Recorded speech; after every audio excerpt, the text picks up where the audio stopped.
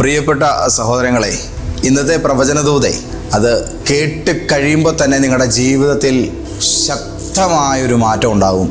ഇത് നിങ്ങളെ അടങ്ങിയിരിക്കാൻ സമ്മതിക്കുകയില്ല. നിങ്ങളിത് കഴിഞ്ഞാൽ ഉടനെ ഈ കണ്ടുകൊണ്ടിരിക്കുന്ന ഫോൺ ഓണാക്കി എവിടെയൊക്കെയോ മുടങ്ങിക്കിടക്കുന്ന നിങ്ങളുടെ നന്മകളെ നിങ്ങൾ തിരിച്ചു വിളിക്കും. അത്രമാത്രം പവർഫുള്ളാണെന്ന് ഞാൻ നിങ്ങളോട് പറയാൻ പോകുന്ന ഇന്നത്തെ ദൂതിലെ രഹസ്യങ്ങൾ. വളരെ പ്രാർത്ഥനയോടുകൂടെ ഇത് കേട്ട് ജീവിതത്തിൻ്റെ അനുഗ്രഹങ്ങളുടെ അടുത്ത തലത്തിലേക്ക് കയറാൻ എല്ലാവരെയും ഞാൻ സ്വാഗതം ചെയ്യുന്നു. ഇന്നത്തെ പ്രവചന ദൂതിലേക്ക് എല്ലാവർക്കും യേശുക്രിസ്തുവിൻ്റെ നാമത്തിൽ സന്തോഷത്തോടുകൂടെ സ്നേഹവന്ദനം. കുഞ്ഞുനാൾ മുതൽ കേട്ടറിവുള്ളൊരു വിഷയമാണല്ലോ യേശു 5 അപ്പവും 2 മീനും കൊണ്ട് 5000 പേരെ പോഷിപ്പിച്ച ഒരു അത്ഭുതം. എന്നാൽ ഈ ഒരു അത്ഭുതം ചെയ്ത് കഴിഞ്ഞ ശേഷം യേശു എന്തു ചെയ്തു? തൻ്റെ ഒരു കേവല വാക്കുകൊണ്ട് ഒരുപാട് പേരുടെ വിശപ്പടക്കുവാൻ മാത്രം പ്രാപ്തനായിരിക്കുന്ന ദൈവത്തിൻ്റെ പുത്രൻ ആർക്കും വേണ്ടാതെ എല്ലാവരും തിന്നിട്ട് കളഞ്ഞതായ അപ്പക്കഷ്ണങ്ങൾ തൻ്റെ ശിഷ്യന്മാരെ കൊണ്ട് തിരിച്ച് പിറക്കിപ്പിച്ചു. ഇത് ഒരു വല്ലാത്ത കാഴ്ചയാണ്. വിളമ്പിയ കരം കൊണ്ട് തിരിച്ചു പോകാൻ സമ്മതിക്കാതെ വിളമ്പിയതിൽ മേടിച്ചുകൊണ്ട് പോയവർ തിന്നിട്ട് കളഞ്ഞതിനെ യേശു തിരിച്ച് എടുപ്പിച്ചു. യോഹന്നാൻ്റെ സുവിശേഷം 6-ാം അധ്യായത്തിൻ്റെ 12-ാമത്തെ വാക്യത്തിലാണ് നമ്മളിത് കാണുന്നത്. ശേഷിച്ച കഷ്ണം ഒന്നും നഷ്ടമാക്കാതെ ശേഖരിപ്പീൻ. യേശുവിൻ്റെ ഒരു ആജ്ഞയാണ്. ശേഖരിച്ച കഷ്ണം ഒന്നും നഷ്ടമാകാതെ ശേഖരിപ്പീൻ. അതായത് അവിടെ 10,000 പേര് കഴിച്ചിട്ട് പോയ ആ ഒരു മരുഭൂമി പോലെയുള്ള സ്ഥലത്ത് ഒറ്റ അപ്പക്കഷ്ണം പോലും മിസ്സായി പോകാതെ കംപ്ലീറ്റ്ലി അത് തിരിച്ച് കളക്ട് ചെയ്യണമെന്ന് യേശു അവരോട് കർക്കശമായിട്ട് തന്നെ പറഞ്ഞു. നമ്മൾ എന്തെല്ലാം കാര്യങ്ങളാണ് വെറുതെ കളയുന്നത്. ഇനിയാണ് കാര്യത്തിലേക്ക് കിടക്കുന്നത്. ഒരുപക്ഷെ സാരമില്ല, പോട്ടെ എന്ന നിലയിൽ നിങ്ങളുടെ ജീവിതത്തിൽ നിങ്ങൾ ഒഴിവാക്കിയത് ദൈവം നിങ്ങളുടെ ജീവിതത്തിൽ തുറന്നു നൽകിയ ഏറ്റവും വലിയൊരു വർധനവിനെ ആയിരുന്നു. അത് നിങ്ങൾ ഒഴിവാക്കിയത് കൊണ്ട് അത് നിങ്ങൾക്ക് കുഴപ്പമില്ല, പോയാലും കുഴപ്പമില്ല എന്നൊരു മനോഭാവം നിങ്ങൾ വെച്ചതുകൊണ്ടാണ് ഒരുപക്ഷെ നിങ്ങളുടെ ജീവിതത്തിലെ പിന്നീടുള്ള പല അനുഗ്രഹങ്ങളും ബ്ലോക്കായി പോയിരുന്നത്. ഇത് കേൾക്കുമ്പോൾ നിങ്ങൾക്കൊരു സങ്കടം തോന്നും. സങ്കടം തോന്നണം. സങ്കടം തോന്നുക മാത്രമല്ല, അത് പരിഹരിക്കാൻ നിങ്ങൾ തയ്യാറാകണം. ഉദാഹരണത്തിന്, നിങ്ങൾ ഒരാൾക്ക് ഒരു ആവശ്യ സമയത്ത് കുറച്ച് പണം നിങ്ങൾ കടമായിട്ട് നൽകി. ഈ കടമായിട്ട് നൽകിയ പണം അവരുടെ ആവശ്യം കഴിഞ്ഞ് കഴിയുമ്പോൾ അവർ തിരിച്ച് തരേണ്ടതാണ്. എന്നാൽ ഒരു നിശ്ചിത സമയം കഴിഞ്ഞിട്ടും അവർക്ക് അതിനകത്ത് യാതൊരു ചൂടുമില്ല, ശുഷ്കാന്തിയില്ല, അവരനങ്ങുന്നില്ല. നമ്മളവരെ നേരിട്ട് കണ്ടു, നമ്മളതിനെക്കുറിച്ചൊന്ന് സംസാരിക്കാതെ ചില ബുദ്ധിമുട്ടിലാണെന്നൊക്കെ ഒരു ഇൻഡയറക്റ്റ്ലി കാര്യങ്ങളൊന്ന് പറഞ്ഞ് മനസ്സിലാക്കി. ബോധമുള്ളവരാണെങ്കിൽ അന്നേരം തിരിച്ചു തരണ്ടേ, അവരത് തന്നില്ല. അവരത് കയ്യിൽ കൊണ്ടു നടക്കുകയാണ്. എന്നാൽ കുറച്ച് ദിവസം കഴിഞ്ഞപ്പോൾ നിങ്ങളുടെ ഒരാവശ്യം വന്ന സമയത്ത് നിങ്ങൾ അവരെ ഒന്ന് ഫോൺ എടുത്ത് വിളിച്ചു. എനിക്കൊരു ആവശ്യം ഉണ്ടായിരുന്നു, ഒന്ന് തിരിച്ചു തരണേ. പക്ഷേ അവരനങ്ങുന്നില്ല.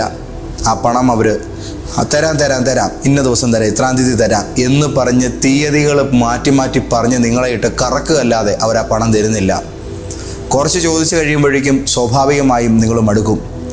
ആ മടുത്ത് കഴിയുമ്പോഴോ കൊടുക്കണ്ടായിരുന്നു, ഒഴിവായി പോയി, കയ്യിൽ നിന്ന് അത് നഷ്ടപ്പെട്ടു എന്ന് പറഞ്ഞ് നമ്മളതങ്ങ് പോട്ടെ എന്ന് വെക്കും.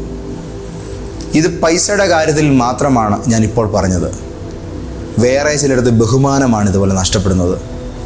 നിങ്ങൾക്ക് കിട്ടേണ്ടതായ മൂല്യം ചിലർ തരാതെ കൃത്യമായി നിങ്ങളെ താറടിച്ച് കാണിക്കുകയും നിങ്ങളുടെ വിലയെ അവർ മോഷ്ടിക്കുകയും ചെയ്യുന്ന സാഹചര്യത്തിൽ സാരമില്ല എന്ന നിലയിൽ പലപ്പോഴും നിങ്ങൾക്ക് കിട്ടേണ്ടതായ നിങ്ങളുടെ മൂല്യത്തെ നിങ്ങൾ ആരുടെയൊക്കെയോ മുമ്പിൽ മനഃപൂർവ്വമായിട്ട് കളഞ്ഞു കുളിക്കാൻ കൊടുക്കുന്നതും നിങ്ങൾ ഐശ്വര്യം പ്രാപിക്കുന്നതിന് തടസ്സമാണ്. നിങ്ങൾക്ക് നിങ്ങളോട് തന്നെയുള്ളതായ ബഹുമാനം ഇടിച്ചു താഴ്ത്തപ്പെടുന്ന സാഹചര്യങ്ങളിൽ മനഃപൂർവ്വം ഒരു കോമാളിയെ പോലെ നിങ്ങൾ പോയി നിന്നു കൊടുക്കുന്നത് പോലും ദൈവത്തിൻ്റെ കുഞ്ഞെ, നിൻ്റെ ജീവിതത്തിൽ നീ തന്നെ അവഹേളനത്തിന് നിൻ്റെ ലൈഫിൽ അവസരം ഉണ്ടാക്കി കൊടുത്തതിനൊരു കാരണമാണ്. ശത്രു നിന്ദിച്ചത് കൊണ്ട് മാത്രമല്ല നീ തകർന്നു പോയത്. പിന്നെയോ മറ്റുള്ളവരുടെ മുൻപിൽ സ്വയം ഒരു കോമാളിയായി തീരാൻ നീ നിന്നെ തന്നെ ഒരു അവസരമായി വെച്ചു കൊടുത്തതിലൂടെയാണ് കൂടുതൽ നിന്ദയ്ക്കുള്ളതായ സാഹചര്യങ്ങൾ നിൻ്റെ ജീവിതത്തിലേക്ക് വന്നു കയറിയത്. മാനിക്കാത്ത ഇടത്ത് പോകരുത്, മാനം വിട്ട് ഉണ്ണരുത് എന്ന് പണ്ടുള്ളവർ പറഞ്ഞൊരു വാമൊഴി നിങ്ങൾ കേട്ടിട്ടില്ലേ? അങ്ങനെ തന്നെയാണ്. നിങ്ങൾക്ക് വില നൽകാത്ത ഇടത്ത് നിങ്ങൾക്ക് പോകേണ്ട കാര്യമില്ല. പ്രിയപ്പെട്ടവരെ, ചില ബന്ധങ്ങൾ, ഞാൻ അതും വിടുകയാണ്, ചില ബന്ധങ്ങൾ നമ്മൾ വളരെ പരിപാവനമായിട്ട് കരുതിക്കൊണ്ട് വന്ന ചില ബന്ധങ്ങൾക്കിടയിൽ പോലും ഇങ്ങനെയുള്ള ചില സാഹചര്യങ്ങൾ എന്താണ്? നമ്മൾ അവർക്ക് വേണ്ടി മാറ്റിവെച്ച സമയം, നമ്മൾ അവർക്ക് വേണ്ടി അധ്വാനിച്ച നമ്മുടെ അധ്വാനങ്ങൾ, ഇതൊക്കെയും അവരുടെ ജീവിതത്തിൽ അവരതിന് ഗുണഭോക്താക്കളാക്കി കഴിഞ്ഞിട്ടും പിന്നെയും അവർ നമ്മളെ അവഗണിക്കുമെന്ന് തോന്നിയിട്ടും അവരുടെ പിന്നാലെ തന്നെ പോകുന്ന നയം പാടില്ല. എവിടെയൊക്കെയോ നീ നിന്നെ തന്നെ നഷ്ടപ്പെടുത്തുകയാണ്. സാരമില്ല, പോട്ടെ പോട്ടെ എന്ന് പറഞ്ഞ് പിന്നെ നീ എന്തിൻ്റെയൊക്കെയോ പുറകെ ഇരുന്നുകൊണ്ട് ചെല്ലുകയാണ്. അരുത്. കർത്താവ് താൻ വർദ്ധിപ്പിച്ച ഒരപ്പക്കഷ്ണം പോലും ചുമ്മാ കിടന്ന് പൂത്തളിഞ്ഞു പോകാൻ ഒരു തെരുവിലും ഇട്ടിട്ടില്ല. ഇത് നിങ്ങൾ അറിയേണ്ട സത്യമാണ്. യേശു തെരുവോരങ്ങളിൽ നിന്ന് അനേകരെ എഴുന്നേൽപ്പിച്ചിട്ടുണ്ട്. യാചകരുടെ കയ്യിൽ നിന്ന് ഭിക്ഷാപാത്രം മാറ്റിയിട്ട് അവരെ അന്തസ്സുള്ള ജീവിതത്തിലേക്ക് കൊണ്ടുവന്നിട്ടുണ്ട്. പക്ഷേ കർത്താവ് ഒരിക്കൽ പോലും തൻ്റെ ഒരു വിലപ്പെട്ട ദാനം പോലും വെറുതെ കളഞ്ഞിട്ടില്ല. കൊടുത്ത പണം തിരിച്ചു ചോദിച്ചിരിക്കണം. ബഹുമാനം ലംഘിക്കപ്പെടുന്നിടത്ത് അതിന് നോക്കുകുത്തിയായി നിന്ന് നിങ്ങൾ നേരം കളയാതെ എന്തുകൊണ്ട് എന്ന് ശബ്ദമുയർത്താൻ തയ്യാറാകണം. ഇന്ന് നിങ്ങൾക്ക് വിലമതിക്കപ്പെടാത്ത ഇടങ്ങളിലേക്ക് നിങ്ങൾ നിങ്ങളുടെ വില ഇടിച്ചു കളയുന്നതായ നയമായി സ്വയം നിന്നു കൊടുക്കാതെ അവിടെ നിന്നും മാറി സഞ്ചരിക്കാനുള്ള ആർജവത്വം കാണിക്കണം. യേശു പറയുന്നു, ശേഷിച്ച കഷ്ണങ്ങൾ ഒന്നും നഷ്ടമാകാതെ ശേഖരിപ്പീൻ. അപ്പം വർദ്ധിപ്പിച്ചവനായ ദൈവത്തിൻ്റെ പുത്രന് അതിൻ്റെ കാര്യത്തിൽ തിരിഞ്ഞു നോക്കേണ്ടതായൊരു സാഹചര്യം ഇല്ല എന്നത് തന്നെയാണ് സത്യം. പക്ഷേ യേശു ഉത്തരവാദിത്വ ബോധമുള്ള ആളാണ്. കർത്താവായ യേശു തൻ്റെ ഓരോ തുള്ളി രക്തം കൊണ്ടും വലിയ കാര്യം ചെയ്തവനാണ്. തൻ്റെ തുപ്പലിനാൽ പോലും യേശു ഒരുവൻ്റെ കണ്ണാണ് തുറന്നത്. ആ നിലയിൽ തൻ്റെ ജീവിതത്തിൻ്റെ ഓരോ വിശിഷ്ട നേരവും വിലപ്പെട്ടതാണെന്ന് കണ്ട യേശുവിനെ പോലെ ഇന്ന് രാവിലെ നിങ്ങൾ നിങ്ങളുടെ ജീവിതത്തെ ഒന്ന് മൂല്യമുള്ളതായി കാണണം. ചിലർ വളരെ സമയം കൊല്ലികളാണ്. അവർക്ക് സമയത്തിൻ്റെ മൂല്യം അറിയത്തില്ല. നമ്മളുടെ സമയത്തിൻ്റെ പ്രാധാന്യതയും അവർക്കറിയത്തില്ല. അവർക്ക് നമ്മളോട് ചുമ്മാ വാതോരാതെ അവരുടെയും ഇവരുടെയും അവിടുത്തെ ഇവിടുത്തെ എല്ലാം കാര്യങ്ങൾ ഇരുന്ന് പറയാൻ ഭയങ്കര താല്പര്യമാണ്. ഇരുന്ന് കൊടുക്കരുത്. നിൻ്റെ സമയം നീ ചുമ്മാ സോഷ്യൽ മീഡിയയ്ക്ക് കൊടുക്കരുത്. നിൻ്റെ സമയം നീ വെറുതെ ആർക്കു വേണ്ടിയൊക്കെയോ മാറ്റി വെക്കരുത്. നിൻ്റെ സമയത്തെ തിരികെ ശേഖരിക്കുക. നിൻ്റെ ഊർജത്തെ നീ തിരികെ ശേഖരിക്കുക. നിൻ്റെ പണത്തെ നീ തിരികെ ശേഖരിക്കുക. എവിടെയൊക്കെയോ കൊടുത്തിട്ടും തിരിച്ച് കിട്ടുന്നില്ല എന്നതിൻ്റെ പേരിൽ ഇനി ബുദ്ധിമുട്ടാൻ വയ്യ എന്നുള്ള നിലയിൽ ഇന്നൊരു തീരുമാനമെടുത്താൽ അടുത്ത അനുഗ്രഹത്തിന് വേണ്ടി അതിൻ്റെ 10 ഇരട്ടി നീ സ്ട്രഗിൾ ചെയ്യേണ്ടതായിട്ട് വരും. എന്തുകൊണ്ട് ഞാൻ ഇത്രയും കടുപ്പിച്ച് ഈ വാക്ക് പറയുന്നു? അപ്പം വിളമ്പിയതിനേക്കാളും പ്രയാസമായിരുന്നു ഇത് വാങ്ങി തിന്നവന്മാരൊക്കെ വലിച്ചു വാരി ഇട്ടിട്ട് പോയത് കുനിഞ്ഞ് നിലത്തുനിന്ന് എടുക്കാൻ. മനസ്സിലാവുന്നുണ്ടോ? യേശു അതിനെ തിരിച്ചെടുപ്പിച്ചു. അത് തിരികെ എടുത്തപ്പോൾ 12 കൊട്ട മീതി വന്നു എന്നാണ് ദൈവവചനം നമ്മളോട് പറയുന്നത്. കയ്യിൽ കൊടുക്കുന്നതിനേക്കാളും പ്രയാസമാണ് കൈകൊണ്ട് മേടിച്ചവൻ തിന്നിട്ട് വലിച്ചെറിഞ്ഞത് അവൻ്റെ കാച്ചോട്ടിൽ നിന്ന് കുനിഞ്ഞെടുക്കേണ്ടതായിട്ട് തന്നെ വരും. ചിലതിന് വേണ്ടി അലയേണ്ടതായിട്ട് വരും. കൊടുത്ത ചില നന്മകൾ തിരിച്ച് പിടിക്കണമെന്നുണ്ടെങ്കിൽ ഇച്ചിരി വെയിൽ കൊള്ളുകയും ഇച്ചിരി മഴ നനയുകയും ഇച്ചിരി കഷായിക്കുകയും ചെയ്യേണ്ടതായിട്ട് വരും. ചെയ്തേ പറ്റൂ. തിരികെ നേടണം. നമ്മുടെ കൈകൊണ്ട് ദൈവം നമുക്ക് നൽകിയ വിലപ്പെട്ടതിൽ നിന്ന് നമ്മൾ എടുത്തു കൊടുത്തതാണെങ്കിൽ അതെവിടെയായിരിക്കുന്നു എന്നത് നമ്മൾ അറിയണം. നമ്മുടെ കയ്യിലോട്ട് ഇങ്ങോട്ട് വരുന്നത് മാത്രം നന്ദി പറയുന്നതിനോടുകൂടെ അങ്ങോട്ടേക്ക് പോകുമ്പോൾ അതെപ്പോൾ തിരികെ വരുമെന്നതിനെക്കുറിച്ച് കൃത്യമായി കണ്ണിങ്ങായൊരു കണക്ക് സൂക്ഷിക്കാൻ, ഒരു സമയം സൂക്ഷിക്കാനുള്ളതായ കാര്യപ്രാപ്തി നിങ്ങൾക്കുണ്ടാകണം. ഇല്ല എങ്കിൽ ദൈവത്തിൻ്റെ അനുഗ്രഹങ്ങളുടെ അവകാശത്തിൻ്റെ അകത്ത് നിൻ്റെ ഉത്തരവാദിത്വത്തിൻ്റെ മാർക്ക് ലിസ്റ്റിൽ നിൻ്റെ മൂല്യം വട്ടപൂജ്യമായി പോകും. എൻ്റെ ദൈവത്തിനൊരു പ്രത്യേകതയുണ്ട്. അവൻ അല്പത്തിൽ വിശ്വസ്തനെ അധികത്തിന് വിചാരകനാക്കുന്നു. 1 രൂപ വെറുതെ കളഞ്ഞേക്കരുത്. 1 നയാ പൈസ വെറുതെ കളഞ്ഞേക്കരുത്. നിൻ്റെ ജീവിതത്തിൻ്റെ വിലപ്പെട്ട നല്ല സമയങ്ങൾ വെറുതെ നീ കളഞ്ഞു കൊളിക്കരുത്. ദൈവം തന്നതാ, അത് നന്നായി സൂക്ഷിക്കണം. കൊട്ടക്കണക്കിന് ശേഖരിക്കേണ്ടതല്ലേ കുഞ്ഞേ, നീ എങ്ങാണ്ടൊക്കെ കൊണ്ടുപോയി കളഞ്ഞേക്കുന്നേ. കൊട്ടക്കണക്കിന് തിരിച്ചു പിടിക്കാനുള്ളതല്ലേ കുഞ്ഞേ, നിൻ്റെ കയ്യിൽ നിന്ന് നീ മനസ്സില്ലാ മനസ്സോടെ കൊടുത്തിടത്തു നിന്നും തിരികെ കിട്ടാത്തതിൻ്റെ പേരിൽ ഇപ്പോൾ താടിക്കും കൈയും കൊടുത്തിരിക്കുന്നേ. പോയി തിരിച്ചു പിടിച്ചോണ്ട് വാ, പോയി നേടിക്കൊണ്ട് വാ. നിൻ്റെ കയ്യിൽ അനുഗ്രഹിച്ച് തന്നവനാ നിന്നോട് പറയുന്നേ പോയി ശേഖരിക്കാൻ. കൊടുത്ത പണത്തെ തിരിച്ച് ചോദിക്കാനുള്ള ധൈര്യം ഇന്ന് കാണിക്കണം. കടം കൊടുത്തതാണെങ്കിൽ കടം കൊടുത്തത് തിരിച്ച് മേടിച്ചിരിക്കണം. വെച്ച പണയം തിരിച്ചെടുക്കണം. നിൻ്റെ മേലുള്ള സകല ബാധ്യതകൾ നീ തീർക്കണം. ആരോടും ഒന്നും കടപ്പെട്ടിരിക്കാത്തവനായി നീ മാറണം. ദൈവം നിനക്ക് നൽകുന്ന ഈ സന്തോഷകരമായ ജീവിതത്തിൽ കർത്താവ് നിനക്ക് നൽകുന്ന അനുഗ്രഹങ്ങളിൽ ഉത്തരവാദിത്വ ബോധമുള്ളവനായി പെരുമാറണം, ജീവിക്കണം.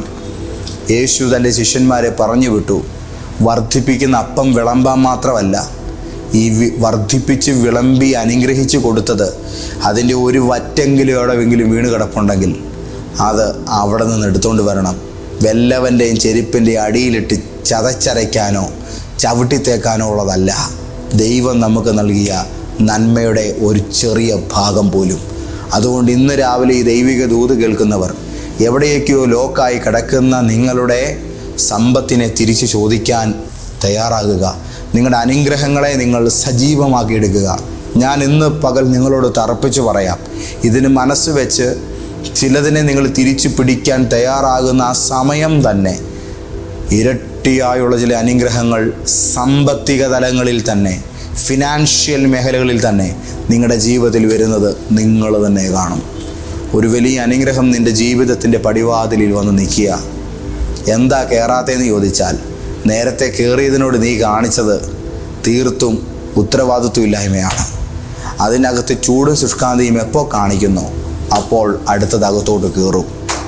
ഇന്നത്തെ ഈ ദൈവിക ദൂത് കേൾക്കാൻ തുടങ്ങുമ്പോൾ തന്നെ ഞാൻ നിങ്ങളോട് പറഞ്ഞു, നിങ്ങളുടെ ജീവിതത്തിൻ്റെയും ഇപ്പോഴത്തെ ചിന്താഗതികളുടെയും രീതി തന്നെ ഇത് മാറ്റുമെന്ന്.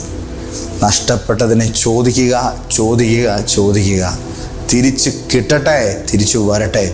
എവിടെയൊക്കെയോ നിങ്ങളുടെ പണം വാങ്ങി മുങ്ങിക്കളഞ്ഞവന്മാരൊക്കെ ഈ ദിവസങ്ങളിൽ പൊങ്ങും. എവിടെയൊക്കെയോ നിങ്ങളുടെ ജീവിതത്തിൻ്റെ അനുഗ്രഹങ്ങളെ പിടിച്ചെടുത്തിട്ട് നിങ്ങൾക്കതിൻ്റെ ഗുണം കിട്ടാതെ പോയ മേഖലകളിൽ നിന്ന് ദൈവം നിങ്ങൾക്കതിനെ എല്ലാം ഈ ദിവസങ്ങളിൽ റിലീസ് ചെയ്ത് തരും. പണം തിരികെ വരട്ടെ, സമയം തിരിച്ചു പിടിക്കാം, ബഹുമാനം തിരിച്ചു പിടിക്കാം, മൂല്യവത്തായതൊക്കെയും നമുക്ക് തിരിച്ചു ശേഖരിക്കാം. കാരണം നമ്മൾ തിരിച്ചു ചെല്ലും എന്ന പ്രതീക്ഷയോടുകൂടെ നമ്മുടെ കരങ്ങളിൽ കയറി നമ്മുടെ കൊട്ടകൾക്കകത്ത് നിറഞ്ഞു കമിഞ്ഞുകൂടുവാൻ ചില നന്മകൾ ഏതൊക്കെയോ പെരുവഴിയിടങ്ങളിൽ പിന്നെയും ബാക്കി നിൽക്കുന്നുണ്ട്. അതുകൊണ്ട് തന്നെയാണ് കർത്താവ് ഇന്ന് നിങ്ങളോട് പോകാൻ പറയുന്നത്. ശൂന്യമാകുന്ന കൊട്ടകൾ നോക്കി കരയാനല്ല, അത് നിറയ്ക്കാനുള്ള പരിപാടി ഇവിടെ സംവിധാനം ചെയ്ത് വെച്ചേക്കുക. ഓൾറെഡി 1, 2 അല്ല 12 കൊട്ടയെ നിറയ്ക്കത്തക്ക വിധമുള്ളത് നിൻ്റെ ജീവിതത്തിൻ്റെ പരിസരത്ത് കർത്താവ് സെറ്റ് ചെയ്തിട്ടുണ്ട്. പോയി അതിനെ നിൻ്റേതാക്കി മാറ്റുക. ഞങ്ങളുടെ കർത്താവേ, ഇന്നത്തെ ദൂത് ഞങ്ങൾക്കൊരു വലിയ വെല്ലുവിളിയാണ്. ശരിക്കും പറഞ്ഞാൽ സാരമില്ല എന്ന് കരുതി തള്ളിക്കളഞ്ഞ പലതും തിരിച്ചു വന്നേ പറ്റത്തുള്ളൂ എന്നുള്ള കഠിനമായ ഉത്തരവാദിത്വത്തോടുകൂടെയാണ് കർത്താവ് ഞങ്ങളോട് ഈ വാക്കിന്ന് പകൽ പറഞ്ഞിരിക്കുന്നത്. അങ്ങയുടെ പ്രിയപ്പെട്ട മക്കൾക്ക് ഓരോരുത്തർക്കും ഇതിൻ്റെ നന്മ അനുഭവിക്കുവാനും അനുഗ്രഹം അനുഭവിക്കുവാനും കർത്താവ് കൃപ ചെയ്താട്ടെ. എല്ലാവരെയും പ്രാർത്ഥിച്ച് ബലവാനായ കർത്താവിൻ്റെ തിരുകരത്തിൽ ഞാൻ സമർപ്പിക്കുന്നു. സമസ്തവിധമായ അനുഗ്രഹങ്ങളും ഐശ്വര്യങ്ങളും ഇവരുടെ ജീവിതത്തിൽ ഇന്നു മുതൽ ഉണ്ടാകട്ടെ. എല്ലാം നന്മയാക്കി തീർക്കണമേ. യേശു ക്രിസ്തുവിൻ്റെ മഹത്വമുള്ള നാമത്തിൽ തന്നെ. ആമേൻ, ആമേൻ, ആമേൻ. അപ്പോൾ ഇന്ന് തന്നെ കാര്യങ്ങൾ ആരംഭിക്കുക. നമ്മുടെ മീറ്റിങ്ങുകളെക്കുറിച്ചുള്ള ഒരു അറിയിപ്പ് ഞാൻ പ്രത്യേകം നൽകട്ടെ. നമ്മൾക്ക് കോട്ടയത്ത് വെള്ളി ഞായർ ദിവസങ്ങളിൽ വിശുദ്ധ സഭായോഗവും വിടുതൽ ശുശ്രൂഷയും നടക്കുന്നുണ്ട്. രാവിലെ 9:30 ഞായറാഴ്ചത്തെ ആരാധന കോട്ടയത്ത്, വെള്ളിയാഴ്ച 10:00 മീറ്റിംഗ് ആരംഭിക്കുന്നത്. എന്നാൽ ഇതുകൂടാതെ എറണാകുളത്ത് നമ്മുടെ സഭാരാധന ആരംഭിച്ചിട്ടുണ്ട്. എറണാകുളം ചിറ്റൂർ റോഡിലുള്ള YMCA ഹാളിൽ ഞായറാഴ്ചകളിൽ വൈകുന്നേരം 5 മണിക്ക് ശേഷമാണ്, 5 മണിക്ക് കൃത്യം അത് ആരംഭിക്കും.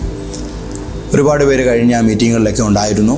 ദൈവകൃപ അനുഭവിക്കുവാനും ഒത്തിരി വിടുതലുകൾ പ്രാപിക്കുവാനും അനേകരെ കർത്താവ് സഹായിച്ചു. ഈ ആഴ്ച നിങ്ങൾ വരുമല്ലോ, നമുക്ക് ഒരുമിച്ച് കർത്താവിൻ്റെ കൃപ അനുഭവിക്കുക. കൂടാതെ കൂത്താട്ടുകുളത്ത് നമ്മുടെ ഒരു ചർച്ച് പ്രവർത്തിക്കുന്നു. കൂത്താട്ടുകുളം ജംഗ്ഷനിൽ ബറോഡ ബാങ്കിൻ്റെ മുകളിലത്തെ നിലയിലുള്ള ബിൽഡിങ്ങിലാണ് നമ്മുടെ ആരാധന നടക്കുന്നത്. അതും ഈ പറഞ്ഞ പോലെ ഞായറാഴ്ച രാവിലെ 9:30 മുതൽ വിശുദ്ധ ആരാധന അവിടെ നടക്കുന്നു.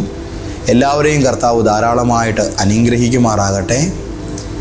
യേശുവിൻ്റെ വരവിനായി ഒരുങ്ങാം. ദൈവപിതാവിൻ്റെ സ്നേഹവും യേശുക്രിസ്തുവിൻ്റെ കൃപയും പരിശുദ്ധാത്മാവിൻ്റെ കൂട്ടായ്മയും നിങ്ങളോടുകൂടെ ഇന്നു മുതൽ എന്നേക്കും ഉണ്ടായിരിക്കുമാറാകട്ടെ. ആമേൻ, ആമേൻ, ആമേൻ.